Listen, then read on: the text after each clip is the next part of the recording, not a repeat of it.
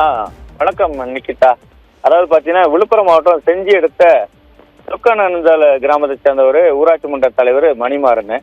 இவர் பார்த்தீங்கன்னா இன்று வந்து அவருடைய இன்னொரு நண்பர் கூட சேர்ந்து செஞ்சியிலிருந்து திருவண்ணாமலை நோக்கி தனது காரில் சென்று கொண்டிருந்த பொழுது அந்த செம்மேடு என்ற இடத்துல வந்து திடீரென ஒரு இருசக்கர வாகனம் இவருடைய கார் முன்பு குறுக்கே வந்தது.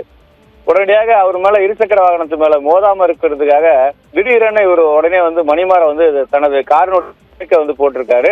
இதுல வந்து உடனே அருகில வந்து பாத்தீங்கன்னா கட்டுப்பாட்டு இழந்த கார் வந்து அருகில இருந்த குட்டையில போயிட்டு பாய்ந்து விபத்துக்குள்ளாச்சு. அதிர்ஷ்டவசமாக அந்த கார்ல பயணம் செஞ்ச அவரு மணிமாறன், அந்த ஊராட்சி மன்ற தலைவர் மணிமாறனும் அவர் கூட இருந்தவரும் அதிர்ஷ்டவசமாக உயிர் தப்பினாரு. இதை தொடர்ந்து அந்த கிராமத்தை சேர்ந்த அக்கம் பக்கத்தினர் உடனடியாக வந்து இது குறித்து தகவல் கொடுத்து காரில் இருந்தவர்களை உடனடியாக மீட்டாங்க.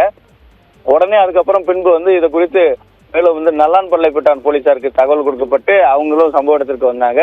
தற்பொழுது அந்த காரை வந்து இப்ப தண்ணியில இருக்கு. அதுல இருந்தவங்க 2 பேரும் மீட்கப்பட்டாங்க.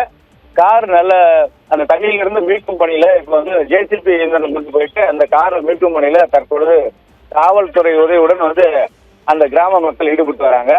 இந்த சம்பவம் அந்த பகுதியில பெரும் பரபரப்பு ஏற்படுத்தியுள்ளது. தொடர்ந்து இது போன்ற வந்து நிறைய இடங்கள்ல வந்து சாலை ஓரங்கள்ல வந்து பாத்தீங்கன்னா சின்ன சின்ன தடுப்பு கட்டைகள் இருக்கிறதால இது போன்ற விபத்துகள் அடிக்கடி தொடர்ந்து நடக்குது. ஆங்காங்கே பாத்தீங்கன்னா பல இடங்கள்ல இதே போல நம்ம விழுப்புரம் மாவட்டம் மட்டுமில்லாமல் பல இடங்கள்ல பல மாவட்டங்கள்ல இதே போல சாலை ஓரத்துல அந்த தடுப்பு கட்டைகளை கொஞ்சம் அந்த வாய்க்கா போற இடத்துல உயரமான தடுப்பு சுவர் எழுப்பாம சமமா இது பண்றதால இது போன்று கட்டையில் மோதி உடனடியாக அருகில் இருக்கிற வாய்க்காலையும் குட்டையிலையும் விழும் நிலைமை வந்து அடிக்கடி ஏற்பட்டு வருது. இது உடனடியாக வந்து பாத்தீங்கன்னா நெடுஞ்சாலைத்துறை வந்து சார்பில் சாலை வசதி செய்யும் போது அந்த எந்தெந்த கால்வாய் செல்வதோ அந்த கட்டையை வந்து உயரப்படுத்த வேண்டும் என்பது சமூக கோரிக்கையாக இருக்குது நிக்கிதா.